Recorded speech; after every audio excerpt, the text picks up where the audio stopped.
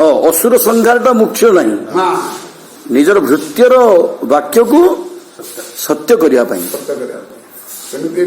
नारद कहते नरसर पठे माँ उठे बांधिदेले तो भगवान से चाहते से दिन लीलार जे आज नर कुंवर उद्धार हबार अच्छे नारद कथा मन रखुच्च नारद कौ काल सत्य जुग कहते द्वापर जुग पर भगवान खाता डायरी खोलिकी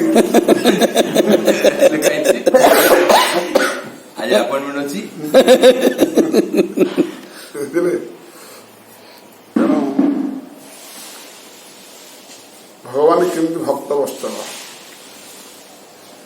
एपरा प्रभु बाबा सब कहे एपरा प्रभु एपरा एपरा केते कौन जाए ता भीतर थाए एपरा माने केते गुण संपन्न ये वर्णना करियो एपरा प्रभु माने एते निजर एते आपणार से भक्त करंती आ द्वितीय वस्तु किसी ना आपणार बोली भक्त को जिते आपणार से करंती आपणार करंती अन्य कौन संबंध आपणार हो पारे भगवान भक्त को जो आपणार करते परा प्रभु भक्तर वाक्य सब सेवा करने तत्पर तत्पर तेणु नारद कथा को मन रखते नारद आम मान दुष्ट अहंकारी व्यक्ति किभली कृपा कृपा कर जो कृपार लास्ट फल मीमांसा जी भगवत चरण नहीं लगे दौरान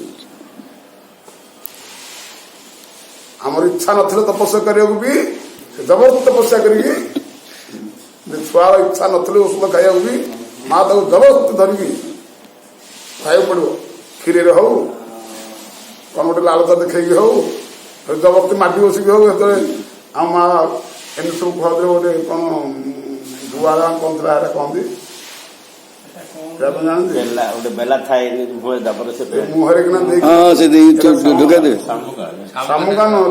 ना बेला तो कहते बेलाटा क्षीर पिया बेलाटा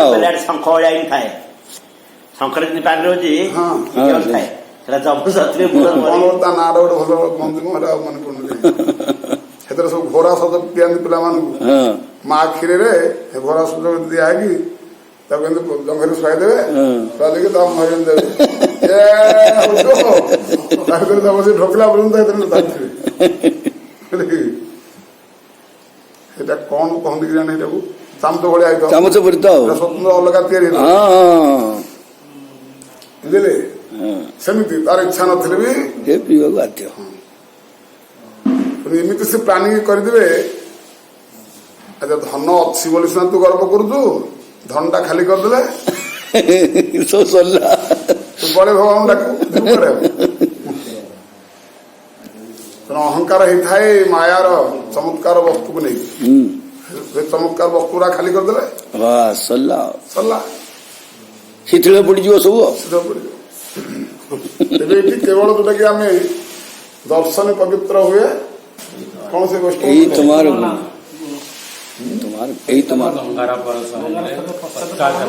हाँ दर्शन पवित्र कर ऐसे तुम्हार गुण ऐसा स्मरंति पुंसा सद्य शुद्धंति वै गुहा की पुनः दर्शन स्पर्शन पाद सौदा समा बहुत जबरदस्त वैष्णव दर्शन अब वैष्णव दीदी कहा प्रति कृपा दृष्टि पकड़े आ कौन कहबार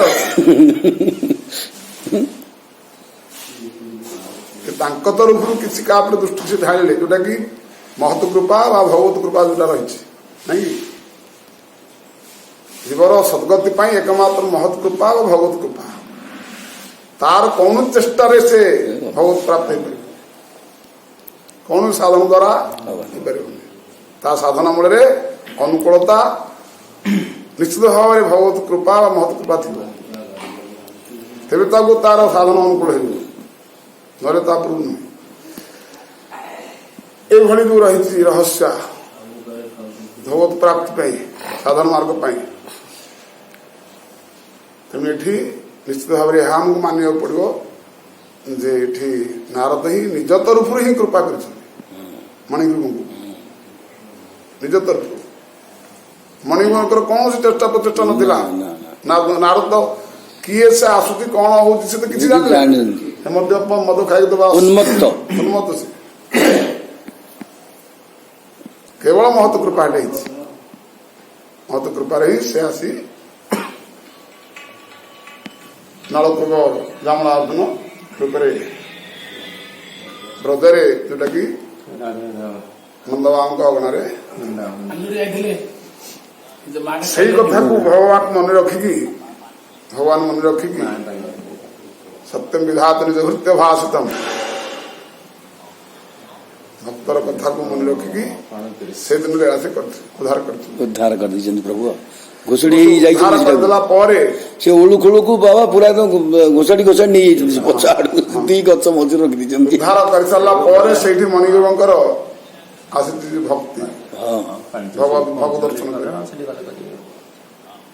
देखिए सबुदिन से भगवत दर्शन जी आप्यायित हेले नारद को सब मन रखा तत्पर है नारद गुरुदत्त गुरुदत्त जोटा कि वाणी गुणान कथनी श्रवण कथाया हस्त कर्मसु मनस्त पादोन अस्मृत्या शिरत्व निवास जगत प्रणामी दृष्टि सत्तांग मान नारद साधु दृष्टि सत्तांग दर्शनेस्तु भवत्तनु नाम ये भव संसार तम धारण कर लाभ से हम गुरु स्मृति सब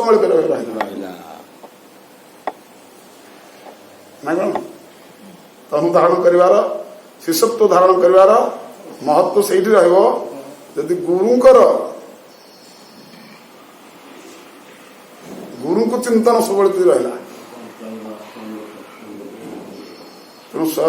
तेणु से लास्ट पद कहले सत्ता दर्शनात् भवत्तनु ना तनु धारण करवा शरीर धारण करवा तो सार्थकता से जी भगवत चरण मत नहीं लगेदेला ए पूरा प्रभु को दर्शन करदेला से किए होती से गुरु सी तो हूँ नारद तो नारद को सब से स्मृति पट रखी गले आ गुरु को जी स्मृति पट सब रखिला से तो अवश्य भगवत गुणगान सब कर वाणी शुद्ध ता नयन शुद्ध ता कर्म शुद्ध ता हस्त सब शुद्ध है नहीं वाणी गुणानुकथने श्रवण कथाया हस्तौ च कर्मसु मनस्त पादो न स्मृत्या शिरस्तव निवास जगत प्रणामे दृष्टि सतांग दर्शने तनुना ये जगत भगवान स्वरूप एवं दृष्टि सब गुरुमय जगत गुरुमय निज को शिष्य पर रख जगत को गुरुमय देख कि नहीं निज को शिष्य स्तर रख जगत को गुरुमय देख ये हूँ शास्त्र जो शास्त्र की भ्रम प्रमाद विप्रलिप्सा करुणा पाठ में चारोटी दोष नहीं से एक कथा ही कहते सिद्धांत एक सिद्धांत दौरान तेणुक जगत को प्रभुंकर अवतार बा स्वरूप बा सत्ता बोलिक देख निजको तार सेवक बोली रख कि नहीं ये सिद्धांत समस्त तमाम नहीं सचराचर जीवन कौन की छाड़ना माने आमर शरीर अंग प्रत्यंग जावत क्रिया जिते सब अच्छा प्रतिलोम समस्त ही शरीर को रक्षा करने तत्पर सब कि नहीं तार सेवा तत्पर सेमती जिते जीव अच्छा समस्त ही सृष्टि हो भगवान शरीर तेणु सृष्टि के समस्त सेवा कर भारत भी कह बा पृथ्वी कुह निजर गाँ कुह सेवा तत्पर हो सब ये हूँ शास्त्र सिद्धांत आदित्य कथा किसी ना तो स्वयं आज भगवान देखिए गौरांग महाप्रभु पर तत्व बा रहस्य बतेला बेले क्या सनातन गोस्वामी की सनातन गोस्वामी ये तो बहुत चतुरता मंत्री थे ना हाँ बुद्धि बृहस्पति नहीं बृहस्पति से कहते आउ टे खोला खोली करदे किए से भगवान बोले आम कहीं जानबू ये कलिजुग निजे महाप्रभु कहूँ महाप्रभु कह मु भगवान कहबी मु भगवान कहबी तो कहबे मत किंतु भगवान लक्षण करी सात लेखाई पढ़ कहवार चाहती तो सातरे भागवत जहाँ अच्छी जो लक्षण अच्छी से लक्षण जो देख भगवान तेणु सनातन गोस्वामी मुझे देखुची आप आप भगवान ना चुप कथा क्या कहबन ना नहीं कथा क्या कहबनी तुम जान मुझे जानलु तुम जान मुझे जानली ताले आमर कौन कम ना परोक्षवाद समस्त चेतना दियो दे हमारा संकेत स्थान से ठीक कर वृंदावन जगह सब लड़ाई तुम लोक मानुष प्रेरणा सब दियो बोली कह लास्ट समस्त पाखे धरा पड़े भगवान जहाँ को तत्व कथा कहूँ से धरा पड़ी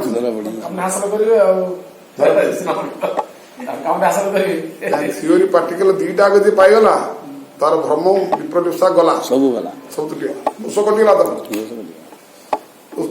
तार भ्रम तुटिगला कौन प्रमाद तार तुटिगला भय शून्य है प्रमाद भय शून्य है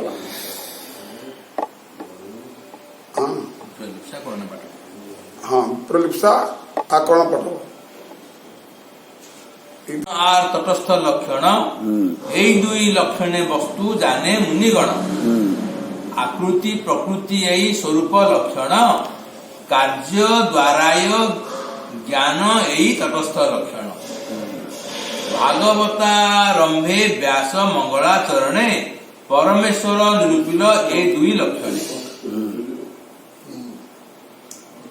समस्त वस्तुओं के दो प्रकार के लक्षण होते हैं, स्वरूप लक्षण तथा तटस्थ लक्षण। इन दोनों लक्षणों से ही वस्तुओं को पहचाना जाता है। मुनिगण अवतारों को भी इन्हीं दोनों लक्षणों में जान लेते हैं। मुनि वे हैं जो भगवान के मननशील है एवं भगवत अनुभव विशिष्ट है, वो ही भगवतारों को जान सकते हैं। शास्त्र ज्ञानहीन एवं भगवत अनुभव विहीन जीव भगवतारों की पहचान नहीं कर सकते। आकृति की जो प्रकृति है या विशिष्टता है वो स्वरूप लक्षण है।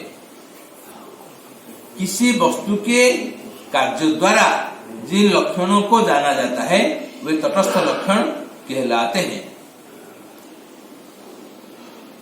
श्रीमद् भागवत पुराण के आरंभ में श्री व्यासदेव जी ने मंगलाचरण करते हुए इन दोनों लक्षणों द्वारा परमेश्वर का निरूपण किया है। टीका स्वरूप लक्षण और तटस्थ लक्षण दीटा प्रथम श्लोक स्वरूप लक्षण आकृति की जो प्रकृति या विशिष्टता है उसे स्वरूप लक्षण कहते हैं। आकृति का अर्थ अंग सन्निवेश और रूप का है। अतः अंग सन्निवेश की या रूप की जो विशिष्टता है वो स्वरूप लक्षण है। किसी वस्तु को देखने मात्र से ही उसके अंग सन्निवेश या रूप की विशिष्टता दिख जाती है। जैसे चार भुजाएं, जानु तक लंबी भुजाएं, द्विपद, द्विभुज इत्यादि ये अंग सन्निवेश की विशेषताएं है। जो देखने मात्र से ही जानी जा सकती है। इसी प्रकार शुक्ल वर्ण, रक्त वर्ण, पीत वर्ण इत्यादि रूप की विशेषताएं हैं जो देखने मात्र से दृष्टिगोचर हो जाती है। किसी वस्तु की आकृति की प्रकृति या स्वरूपगत विशिष्टता ही उसका स्वरूप लक्षण कही जाती है। जैसे जड़त्व प्राकृत वस्तुओं की स्वरूपगत विशिष्टता है और चिन्मयत्व अप्राकृत वस्तुओं की स्वरूपगत विशिष्टता है। इसी प्रकार किसी वस्तु की उपादानगत विशिष्टता भी उसका स्वरूप लक्षण कही जाती है। जैसे नमक तथा फिटकिरी देखने में एक ही रूप है परंतु उनके उपादान में भेद है। परीक्षा के बिना केवल देखने मात्र से उनके भेद को नहीं समझा जा सकता।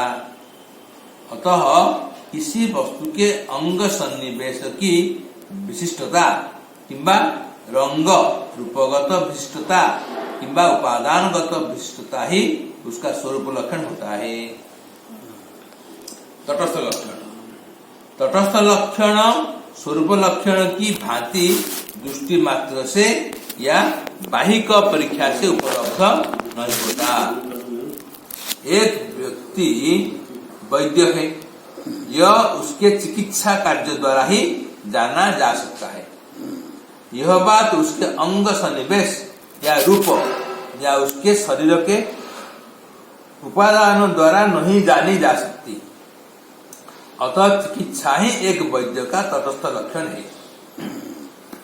इसी प्रकार नमक और मिश्री के कार्यों द्वारा ही उनकी पहचान हो सकती है। अतः किसी वस्तु के कार्य द्वारा जो लक्षण जाना जाता है उसे तटस्थ लक्षण कहते हैं। श्री व्यासदेव जी ने श्री भागवत के आरंभ में मंगलाचरण करते हुए परमेश्वर का निरूपण इन दोनों प्रकार के लक्षणों का उल्लेख करते हुए किया है। तथा ये भागवते 1/1/1 जन्माद्यस्य जत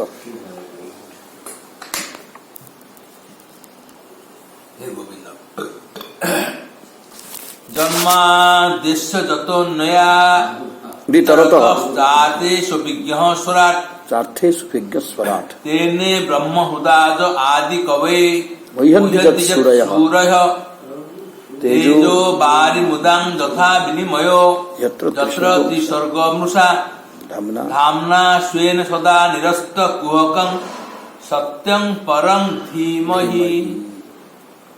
अन्वय व्यतिरेक भाव से इस विश्व का उपादान कारण एवं निमित्त कारण होने से इस विश्व की सृष्टि स्थिति लय का जो कारण है, सूर्य असूर्य समस्त विषय में जो सर्वज्ञ है, जो अन्य निरपेक्ष है, जो स्वतः सिद्ध एवं स्वतंत्र है, जिन वेदों को समझने में ज्ञानीगण भी मोहित हो जाते हैं, उन वेदों को जिसने संकल्प मात्र से श्री ब्रह्मा के हृदय में प्रकाशित किया। तेज, जल एवं मृत्तिका इन वस्तु में से एक को दूसरी वस्तु का भ्रम जैसे अधिष्ठान की सत्यता के कारण सत्यवत प्रतीत होता है, उसी प्रकार जिसकी सत्यता के कारण सत्व रजतम इन गुणों की सृष्टि भी सत्य स्वरूप है और स्वीय तेज प्रभाव से जिसने माया तथा माया के प्रभाव को दूर अपसारित कर रखा है, उस परम सत्य स्वरूप परमेश्वर का हम ध्यान करते हैं। विशेष टीका 2/8 श्लोक 49 एवं 25वें परिच्छेद के श्लोक नंबर 39 में द्रष्टव्य है। यही श्लोके पर शब्दे कृष्ण निरूपण सत्य शब्दे कहे तार स्वरूप लक्षण विश्व सृष्टियादिक कैल वेद ब्रह्मा के पढ़ाइल अर्थाभिज्ञता स्वरूप शक्ति माया दूर कैला। यही सब कार्यता तटस्थ लक्षण अन्य अवतार छे जाने मुनि गण अवतार काले हय जगते गोचर यही दुई लक्षणे केहो जान ईश्वर। उपयुक्त श्लोक में पर शब्द से पर तत्व या परमेश्वर कृष्ण का निरूपण किया गया है। सत्यं परम धीमहि पर शब्द वाच्य श्री कृष्ण ही श्लोक में कहे गए स्वरूप लक्षण तथा तटस्थ लक्षण द्वारा निरूपणीय तत्व है। श्लोक में सत्य शब्द द्वारा परमेश्वर श्री कृष्ण का स्वरूपगत विशिष्टता रूप स्वरूप लक्षण व्यक्त किया गया है। कौन पर शब्द अर्थ कौन कहले? बोले पर शब्द वाच्य श्री कृष्ण ही श्लोक में कहे गए स्वरूप लक्षण तथा तटस्थ लक्षण द्वारा निरूपणीय तत्व है। लेकिन लीला धाम तांगर स्वरूप तांग भक्त पार्षद एक जिनिस धाम एवं भगवान दीटा नुहे जी धाम जी श्री भगवान जी भगवान से ही धाम भक्त भगवान लीला पाई रहस्य पाई आस्वादन पाई विभिन्न अलग अलग ही रस सृष्टि करा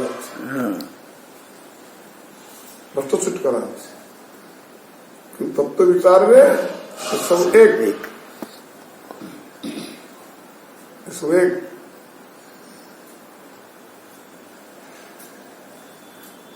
सेमिति एक कथा कहवा कहीं जाऊँ ना माया जो कह दूचे गोटे मायाटा भगवत इच्छा भगवत सृष्टि माया नहीं माया नहीं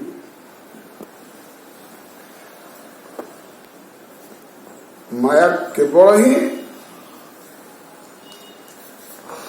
आम संकल्प वाले सृष्टि हो संकल्प ये दूषित संकल्प भगवान सत्य संकल्प जहाँ किसी सृष्टि हुए रस सृष्टि हुए आनंद ही आनंद सृष्टि हुए जोठार कि मायार बा ए संसार गंध नहीं गंध नहीं जे आम जो कहते विरजार नदी से करे परम धर्म मायार गंध केवल भगवान सत्य संकल्प काम से कर सब पार्षद मान अच्छा भगवान सारी व्रत धाम जमी सब लीला समस्त से अच्छा समस्त अच्छा कि एठिकार जो माया जो भ्रम जो दोष एठी सब अच्छी सेठी नहीं कहीं ना सृष्टि नहीं ताले एठी जोड़ा अच्छी एटा कार अच्छी भगवान को एटा बद्ध जीवर बद्ध बोले क्या कहुच्छी ना आम जो संकल्प विकल्प करवा पर्सनालिटी करले वाला एठी मायार सृष्टि यही माया को सबुबले से निरस्त कर रखते तार भाव भगवान जो माया सृष्टि कर माया को से दूरे रखते अर्थ नुह जीव जो माया रे निजर जो माया सृष्टि करी कपट सृष्टि करी अहंकार सृष्टि करी पर्सनालिटी सृष्टि करी भोग लालसा सृष्टि करी एरा तो माया एटा को भगवान कर तेज जो भगवत को चिंतन कला भगवत स्मृति कला एगुड़ा तार बहुत दूर जा रही बहुत दूर जा अर्थ से कि आम यह न बुझी उल्टा भगवान उल्टा वाला ଭଗବାନ ମାୟା କରୁଛନ୍ତି ଆଉ ତାଙ୍କ ମାୟା ତାଙ୍କଠୁ ଦୂରେଇ ରହୁଛି। ମାୟା କରିବାର କଣ ଦରକାର ଥିଲା, ଦୂରରେ ରହିବାର କଣ ଥିଲା ଦରକାର? ବା ସେ ମାୟା କାହିଁକି ସୃଷ୍ଟି ହବ ତାଙ୍କଠୁ କଣ ପାଇଁ ସୃଷ୍ଟି? ଏଟା ତାର କାମ କଣ? ଭଗବାନଙ୍କ କାମ କଣ କହିଲେ? ମାୟାଟେ କରିକି ତାଙ୍କର କାମ କଣ? ଭଗବାନ ଲୀଳା ସୃଷ୍ଟି କରିଛନ୍ତି, ରସ ସୃଷ୍ଟି କରିଛନ୍ତି, ଆନନ୍ଦ ସୃଷ୍ଟି କରିଛନ୍ତି, ଅମୃତ ସୃଷ୍ଟି କରିଛନ୍ତି। ତାଙ୍କର ମାୟା ହେଇଥାନ୍ତା ଯୋଉ ମାୟାରେ କି କାମ, କ୍ରୋଧ, ଲୋଭ, ମୋହ ଇତ୍ୟାଦି ଯନ୍ତ୍ରଣା ଜାତ ହଉଛି, ସେ ସେଇଟାକୁ କାହିଁକି ଆସିକି ସବୁବେଳେ ହଟଉଛନ୍ତି କଣ ପାଇଁ? କାହିଁ ହଟଉଛନ୍ତି?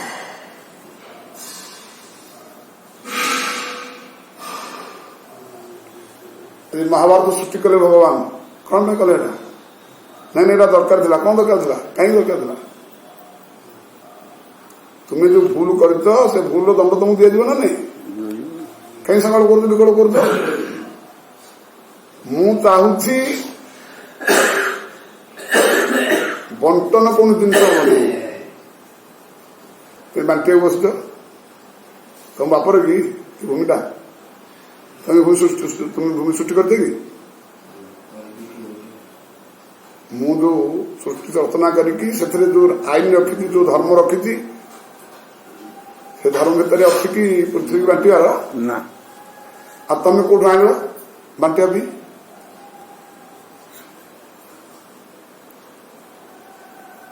ଯଦି ବାଣ୍ଟିବା ପାଇଁ ଆଣିଲ, ମୁଁ ବୁଝଉଛି ଆସିକି ଆରେ ଏହା ନୁହେଁ, ଏହା ଜିନିଷ ସେ ମାନୁନ, ସେ ମାନୁନ, ତମକୁ କଣ କରାଯିବ?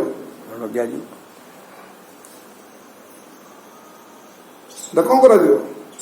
ତମ ପରସ୍ପର ଭିତରେ ଲଢେଇ କରିବାକୁ ପଡିବ ନାହିଁ? ଏ ଭୁଲକୁ ଦଣ୍ଡ ଦେବ ନା ନାହିଁ? ତେଣୁ ଆମେ ଏଟା କଣ କହୁଛେ, ଏଟା ଭଗବାନ କଲେ। ଭଗବାନ ଏଟା କରିନାହାନ୍ତି, ଏଟା ତୁମେ ସୃଷ୍ଟି କଲ। ଭଗବାନ କହିବୁ ସମସ୍ତେ ଦିଅ, ଦୁର୍ଜନ କହିବୁ ମୁଁ ଦେବିନି। କି ସୃଷ୍ଟି କଲା? ଜୀବ ନିଜେ କଲା। ମାୟା କି ସୃଷ୍ଟି କଲା? ଜୀବ ନିଜେ ସୃଷ୍ଟି କଲା। ତେଣୁ ସେଇଟା ଭଗବାନଙ୍କର ଏଭଳି ତେଜ, ଏଭଳି କୌଶଳ, ଏଭଳି ରସ ସେ ତିଆରି କରିବେ ଯେ କି ସବୁ ମାୟାକୁ ଧ୍ୱଂସ କରିଦେବେ। ଏଟା କଣ ମହାଭାରତ ଗୋଟେ ମାୟାର ସ୍ୱରୂପ ତ, ଏଟା ଧ୍ୱଂସ କରିଦେଲେ କି ନାଇଁ? ଧ୍ୱଂସ କରିଦେଲେ। ତେଣୁ ତୁମର ଦୋଷ ତୁମକୁ ଖାଇଲା ବେଳେ ଆମେ ତାକୁ ଭଗବାନ ଉପରେ ନିରୂପିତ କରୁଛୁ। ଏଟା ଭଗବାନ କଲେ ପରା। ଆରେ ଭଗବାନ କଣ କଲେ? ଭଗବାନ ଶାନ୍ତି ଶୃଙ୍ଖଳା ସ୍ଥାପନ କଲେ ନା ଆଉ ଗଣ୍ଡଗୋଳ ସ୍ଥାପନ କଲେ? ଧାମ୍ନାଶ୍ରେନ ସଦା ନିରସ୍ତ କୁହକଂ ସତ୍ୟମ ପରମ ଧୀମହି। ତେଣୁ ଏଠି କହୁଛନ୍ତି ତୁମେ ଯୋଉ ସଂକଳ ବିକଳ ସୃଷ୍ଟି କରିଛ ସିଏ ଆଦରଣୀୟ ନୁହେଁ। ଭଗବାନଙ୍କର ସତ୍ୟ ସଂକଳ୍ପ, ସତ୍ୟ ବସ୍ତୁଟି ଆଦରଣୀୟ।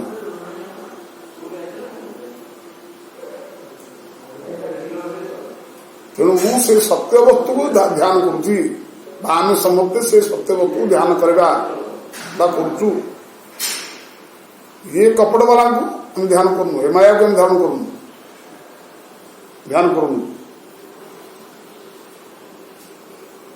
ଭଗବାନଙ୍କର କଣ ମାୟା? ବାବା ଏଇ ଶ୍ଲୋକରେ କୋଉ କୋଉଗୁଡା ସ୍ୱରୂପ ଲକ୍ଷଣ, କୋଉ କୋଉଗୁଡା ତଟସ୍ଥା ଲକ୍ଷଣ? ସ୍ୱରୂପ ଲକ୍ଷଣ ପରା ଏଇଟା କୁହାଗଲେ ଆପଣ ସତ୍ୟଂ ଜ୍ଞାନ ଅନନ୍ତମ ବ୍ରହ୍ମ ସଦା ନିରସ୍ତ ସତ୍ୟଂ ପରମ ଧୀମହି, ଇଏ ତ ସ୍ୱରୂପ ଲକ୍ଷଣ। ଆଉ ବାକି କୋଉଟା ରହିଲା?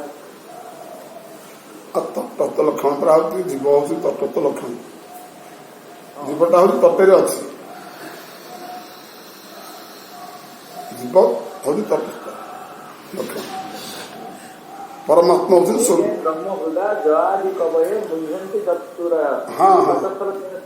ଏ ଯୋଉ ସ୍ୱରାୟ ଫର ଯେତେ ସବୁ ନୁହଁ, ଏସବୁ ତଟସ୍ଥ ବାଲେ।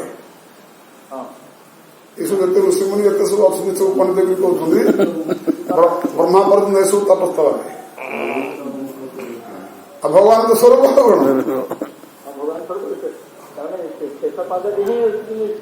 ଭଗବାନଙ୍କ ସ୍ୱରୂପ ତାଙ୍କୁ ସମସ୍ତେ ଧ୍ୟାନ କରୁଛନ୍ତି। ତେଣୁ ତାଙ୍କ ଧ୍ୟାନ କରାଗଲେ ଭଗବାନଙ୍କର ଯୋଉ ଜ୍ୟୋତି ବା ତାଙ୍କର ଯୋଉ ବାସ୍ତବତାକୁ କିଛି ନିରୂପିତ କରିପାରୁନାହାନ୍ତି। କେତେ ରଙ୍ଗ ବାହାରୁଛି, କେତେ ଲୀଳା ବାହାରୁଛି, କେତେ ରହସ୍ୟ, କେତେ ସେ କଣ କଣ ସେଥିରୁ ହଉଛି। ନିର୍ଗତ ହଉଛନ୍ତି, ହଁ କେହି କିଛି ଧରିପାରୁନାହାନ୍ତି। ହଁ କେହି କିଛି କରିନାହାନ୍ତି। ତାଙ୍କର ତେଜର ଏଭଳି ପ୍ରଭାବ ଚମତ୍କାରତା ଦେଖଉଛି, କୋଉଟା ଯେ ନିର୍ଦ୍ଦିଷ୍ଟ କିଛି ସେ ଧରିପାରୁନାହାନ୍ତି। କରିପାରୁନାହାନ୍ତି। ତେଣୁ ସେସବୁ ସତ୍ୟ ବସ୍ତୁ କହିଦେଇକି ଦଣ୍ଡବତ କରୁଛନ୍ତି, ପ୍ରଣାମ କରୁଛନ୍ତି। ତୁମ ମହିମା ତୁମେ ଜାଣ, ଆଉ କିଏ ଜାଣେ? ଯେମିତିକି ଭୀଷ୍ମ କହିଲେ କାହାକୁ, ଯୁଧିଷ୍ଠିରଙ୍କୁ, କୋଉଠି ସରସ୍ୱତୀ କହିଲେ, ଆରେ ଯୁଧିଷ୍ଠିର ତୁମକୁ ଏତେ ଶୋକ ମହୋତ୍ସବ ମାଡ଼ି ବସୁଛି, ଆଚ୍ଛା ତମେ ଯୁଦ୍ଧ କରିଛ ନା, ତୁମେ ଯୁଦ୍ଧ ସବୁ କରିଦେଲ ନା, ତୁମେ କାହାକୁ କାହା ମାରିଛ, ତୁମର କଣ ତମ ହୃଦୟ ପରା ତୁମ ଯୁଦ୍ଧ କରିବିନି ଲୁହ ଦିନ ତମ ଜୀବନ ସାରା ଘୁଷିଛ, ଆଉ ତୁମେ ଯୁଦ୍ଧ ତ କରିବନି, ପୁଣି ଯୁଦ୍ଧ କରିଦେଇଛ ବୋଲି କେମିତି ଭାବୁଛ, କେମିତି ଭାବୁଛ? ଆଉ ଯଦି ଯୁଦ୍ଧ କରିଛ ବୋଲି ଭାବୁଛ, ଆଚ୍ଛା ଆଜି କହିଲ କଣ ଯତ୍ର ଧର୍ମସୂତ ରାଜା ଗଦା ପାଣି ବୃକୋଦର କୃଷ୍ଣ ସ୍ତ୍ରୀ ଗାଣ୍ଡିବ ଚାପ ସୁହୃଦ କୃଷ୍ଣ ଅତତ ବିପଦ।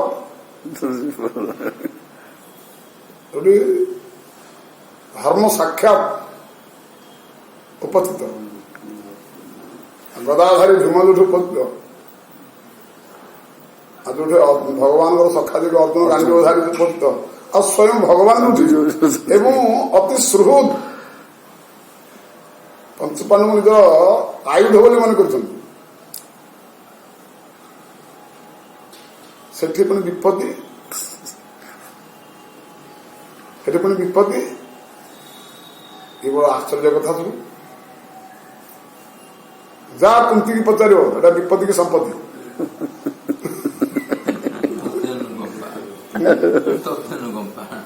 ବିପତ୍ତି ସମ୍ପତ୍ତି କୁନ୍ତି ବୁଝିଛି, ଯା ତାଙ୍କୁ ବୁଝ, କିନ୍ତୁ ତାଙ୍କର କୁନ୍ତିଙ୍କ ପୁଅଟି ସେଟା ବିପତ୍ତି ବୋଲି କେମିତି ଭାବିବ ତମେ କଣ ପାଇଁ?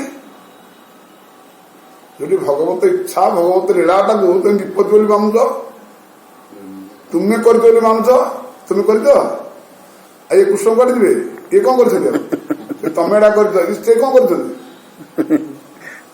ଏଭଳି ଜ୍ଞାନ ବୁଝେଇଲେ ଯେ ତାଙ୍କ ମୋହ ଫୋହ ଯାହା ସବୁ ଥିଲା କର୍ତ୍ତାପଣିଆ ଏକାଳ ଚୁରମାର ହେଇଗଲା, ଯେ ଆମେ କିଛି ନୁହେଁ। କଲାବାଲା ଇଏ ନା, ଆକୁ ଚିହ୍ନିଛ କିଏ ବୋଲି? ଭଗବାନ ଶ୍ରୀକୃଷ୍ଣଙ୍କୁ ଚିହ୍ନିଛ? ଇଏ କେତେବେଳେ କଣ କରିବେ, କଣ କରୁଛନ୍ତି, ତା ବ୍ୟକ୍ତ ଦ୍ୱିତୀୟ ବ୍ୟକ୍ତି କିଏ ଜାଣନ୍ତି? ସବୁ ସିକ୍ରେଟ, କେହି ଜାଣିନାହାନ୍ତି। ଯଦି କିଏ ଜାଣିଛନ୍ତି କହୁଛି, ଭଗବାନ ତାକୁ ସେତିକି କହିଛନ୍ତି, ଏତିକି କହିବ, ଆଗକୁ ଆଉ ବ୍ରହ୍ମା ବିଷ୍ଣୁ ଯଦି ମୁଖ୍ୟ କରିକି ଆମେ ମାନିବା, ତାଙ୍କୁ ଯେତିକି ଜ୍ଞାନ ଦେଇଛନ୍ତି ସେତିକି। ଏଇଭଳି ଭଗବାନଙ୍କର ସତ୍ୟ ସଂକଳ୍ପ ଉପରେ ତାଙ୍କର ଅନୁଭୂତି ଭୀଷ୍ମ କହିଛନ୍ତି, ଯୋଉ ଅନୁଭୂତିରେ କି ସମସ୍ତେ ଥଣ୍ଡା ପଡିଗଲେ। ଯିଏ ସବୁ କର୍ତ୍ତପଣିଆ ସବୁ ଆଜି ତ ବିଶେଷ କରି କର୍ତ୍ତପଣିଆ କରୁଥିଲେ ଯୋଉ ଦୃଶ୍ୟ, ତ କହିଲେ ତୁମେ କିଏ ଯୁଦ୍ଧ କରିବାର, ତମେ କର୍ତ୍ତା। ଆଚ୍ଛା କହିଲେ ଆଗକୁ କଣ କଣ ହବ ଦେଖି, ଏଇ ପର୍ଯ୍ୟନ୍ତ ତମେ ଏଇଟା କଲ, ଆଗକୁ କଣ ହବ କରିବ, ଏଇ ଆଗକୁ ପଚାରେ ଏସବୁ କହିଦବ।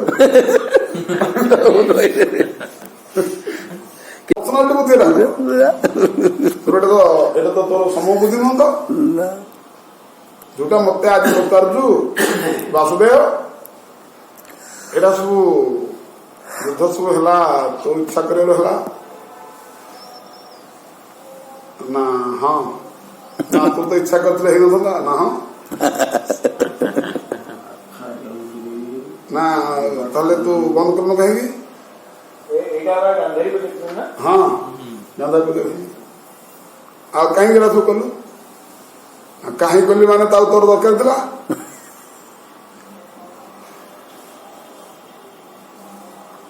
ଯଦି ଭଗବାନଙ୍କର ଦରକାରରେ ତୋର ପୁଣି ଆହୁରି ହାକିମ ଚଲେଇବାର ଅଛି, ଯଦି ହାକିମ ଚଲେଇବାର ଥିଲା, ଯେତେବେଳେ ଭଗବାନ ବାରମ୍ବାର ତୋ ପାଖକୁ ଯାଇକି ସବୁ ପଚାରିଛନ୍ତି ସେତେବେଳେ କହିଦେଇଥିଲି ତୁନି ରହିଲ ସବୁ ଭଗବାନ ଯେ ଶାନ୍ତି ଦୂରକୁ ଆସିଥିଲେ ତୁନି ରହିଲ କିଛି କହିଲନି ଯୁଦ୍ଧ ଯେତେବେଳେ ଆରମ୍ଭ ହେଲା ପ୍ରଥମରୁ କହିଲୁ ନା ନାଇଁ ନାଇଁ ଏଇଟା ବନ୍ଦ କର ବୋଲି ଯୋଉ ପୁତ୍ର ମରିଥିଲା ହଁ ଏବେ କେମିତି ବନ୍ଦ କରିବା କଥା ତୁ ଚାହିଁଥିଲେ ଯାଆନ୍ତ ସେତେବେଳେ ମତେ କହିଲୁ ତୁ ଚାହିଁଲେ ବନ୍ଦ ହବ ନା ନାଇଁ ସେତେବେଳେ ମତେ ପଚାରିଲୁ ନାଇଁ ସେତେବେଳେ ଥିଲେ ଯେ ଆମେ କାଳେ ଜିତିଛୁ ଆମେ ଜିତିଛୁ ଆମର ପାୱାର ଅଧିକ ଅଛି ଆମେ ଜିତିଛୁ ଶକ୍ତି ଅଛି ବଜ୍ର କରିଦେଲ ହଁ ହଉ ହଉ ହଉ ଗାନ୍ଧାରୀ କହିଲେ ଯଦି ଏହା ଦରକାର ଥିଲା ବୋଲି କହୁଛୁ ତାହେଲେ ପୁଣି ଦରକାର ଅଛି ଯଦୁବଂଶର ବିନାଶ ହବ ନା ହଉ ଯେ ଗାନ୍ଧାରୀ ଶୁଣ ମୁଁ ଯଦୁବଂଶର କାହିଁକି କାରଣ ହେବି ତୁମେ ଅଭିଶାପ ଦେଲ ବୋଲି ସେ ଗଲା ବୋଲି ତମେ କାରଣ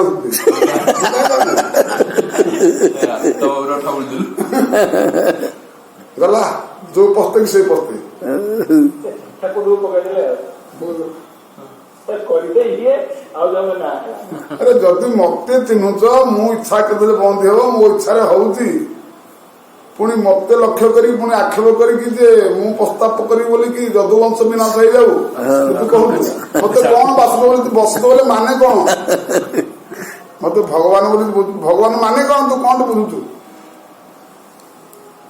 କଣ ବୁଝୁଛୁ ତାହେଲେ ତୁ ଯେତେ ତା ମାନେ ତୁ ସବୁ କପଟ କରୁଛୁ ତାହେଲେ ମାୟା କୋଉଠି ସୃଷ୍ଟି ହଉଛି ଜୀବ ଦ୍ୱାରା ଭଗବାନ ମାୟା କରିବେ ଆମର ମାୟା ଉପରେ ଚର୍ଚ୍ଚା ତ ହଉଛି ମାୟା ସୃଷ୍ଟି କିଏ କରୁଛି ଜୀବ ଜୀବ ନିଜେ ସବୁବେଳେ କରୁଛି ସେ ତାର ତତ୍ୱାଇ ତା ଚାଲାକିପଣା ସବୁବେଳେ ଦେଖଉଛି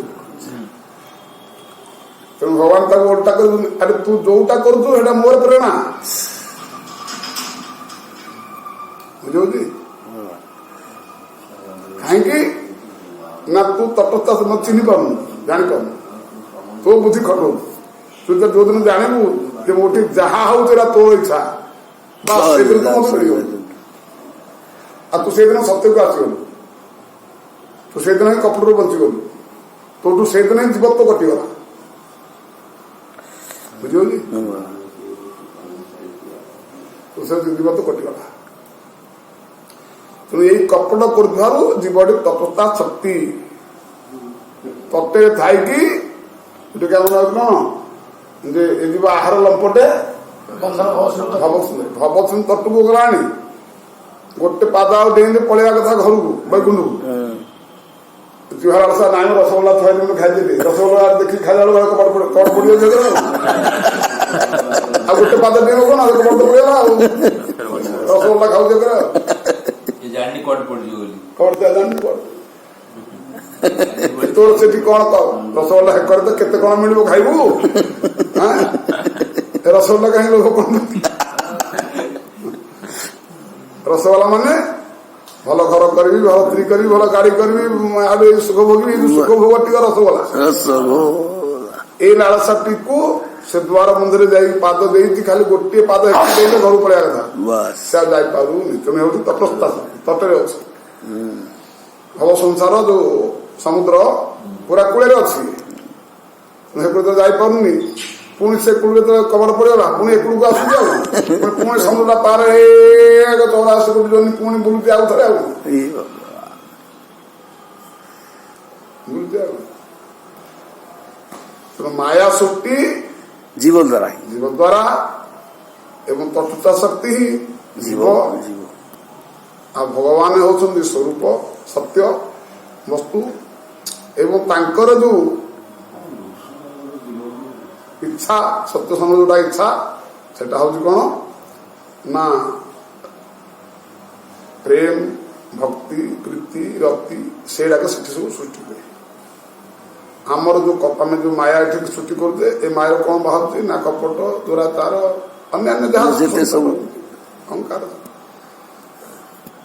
ହିଂସା କପଟ ଏସବୁ ଏଥିରୁ ସୃଷ୍ଟି ହଉଛି ତେଣୁ ଇଏସବୁ ସଦା ନିରସ୍ତ କୁହକମ୍ କୁହକ ଏ ଯୋଉ ଆମର କପଟତା ହଉଛି କୁହକ ଏ ମାୟା ହଉଛି କୁହକ ଏ କୁହକ ସବୁବେଳେ ଭଗବାନଙ୍କର ସତ୍ୟତା ସତ୍ୟ ସଂଗ୍ରହ ଦୂରରେ ଅଛି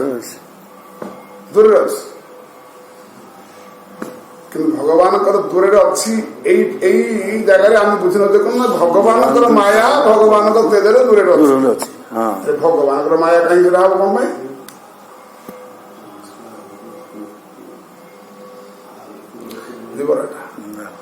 ତେଣୁ ସାଧକ ଦୃଷ୍ଟିରେ ଏଇଭଳି ବୁଝିଲେ ଆମକୁ ବହୁତ ସରଳ ହେଇଯିବ ଭଗବତ ପ୍ରାପ୍ତି। ନା କପଟ ସୃଷ୍ଟି ହବ ନା ଅସତ୍ୟ ସୃଷ୍ଟି ହବ କିଛି ସୃଷ୍ଟି ହବ।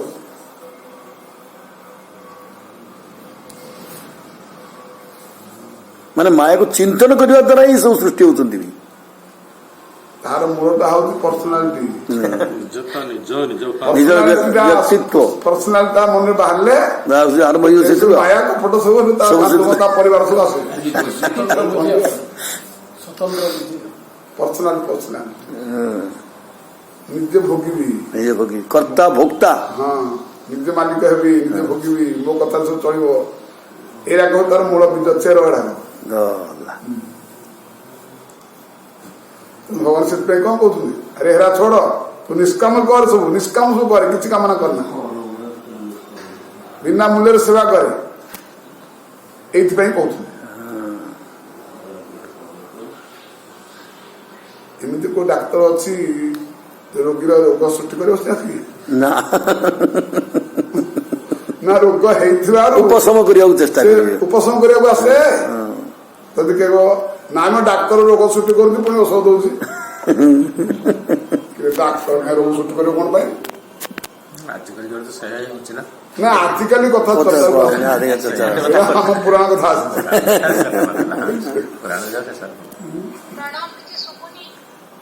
ଶୁଭୁନି କଣ କହୁଛି? ଶୁଭୁନି କଣ? ଏତେ ଜୋରରେ ବାବା ପାଟି କରିକି କହୁଛନ୍ତି ଶୁଭୁନି।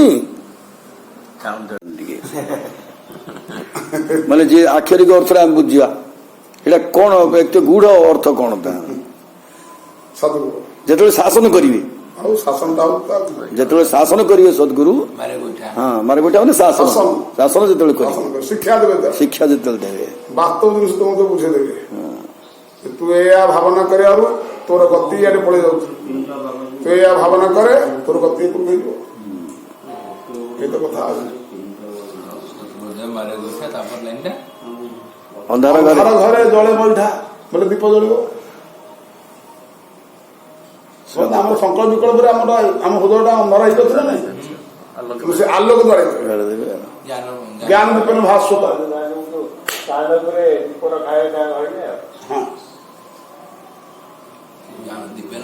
ଭଗବତ ପ୍ରାପ୍ତି ପାଇଁ ଅତି ସରଳ, ଅତି ସରଳ, ବହୁତ ଦୂରତା କିଛି ନାହିଁ। ଏଇଟାକୁ ଯଦି ବୁଝିନେଲା ଆପଣ ଜୀବନରେ ଗୋଟିଏ ପଏଣ୍ଟ ଖାଲି ହଟାନ୍ତୁ, କେବଳ ପର୍ସନାଲିଟି ମୋ ଜୀବନରେ ମୁଁ ମନେ ପକେଇବିନି, କରିବା ଦୂର କଥା। ଗୋଟିଏ ଜିନିଷ ଉପରେ ଆପଣ ଜୋର ଦିଅନ୍ତୁ, ଦେଖିବେ ଭଗବତ ଅନୁଭୂତି କୁଆଡେ ନେବେ ଏକଦମ କେମିତି ହବ ଆପଣଙ୍କ ହୃଦୟରେ। ଭଗବତ ଅନୁଭୂତିଟା କଣ ଆପଣ ବୁଝିବେ। ତାପରେ ପର୍ସନାଲିଟି ହଟାନ୍ତୁ। ଏ ପର୍ସନାଲିଟି ହଟେଇଦେବା ଦ୍ୱାରା ତମର ସାରି ତପସ୍ୟା ସିଦ୍ଧ ହେଇଯିବ।